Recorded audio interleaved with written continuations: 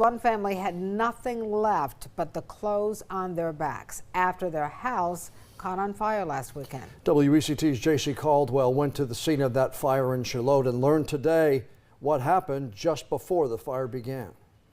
It was too late. I opened the door, screamed to my wife, call 911, call 911, call the fire department, the house is on fire. Everything did happen so fast. Everything you own being destroyed in front of your eyes is a nightmare for anyone.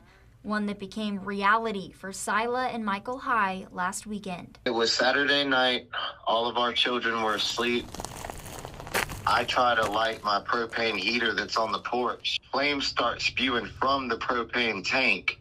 And then next thing you know, the whole propane tank is engulfed in flames. In a matter of seconds, Michael says the house was on fire too, and he rushed inside to get his family out. Next thing you know, we just hear the propane tank just exploding. I was scared. I didn't know what to do. It was pretty devastating. Everyone, including their dog, made it out safely, but with nothing other than each other.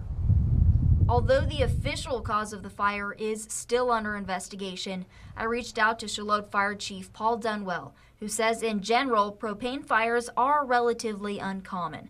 The Consumer Product Safety Commission has also estimated roughly 600 propane tank explosions every year in the U.S., which means it's pretty rare considering how widely propane is used. It was a faulty seal in the propane tank. Probably not going to get any other propane tank ever again. Dunwell says residents can reduce risk by having propane systems professionally installed and maintained, regularly inspecting tanks and connections, and keeping tanks outdoors and away from ignition sources. It's too late.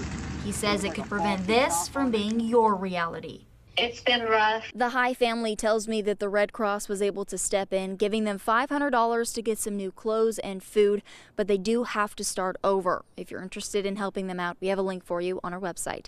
Reporting in Shallotte, J.C. Caldwell, WECT.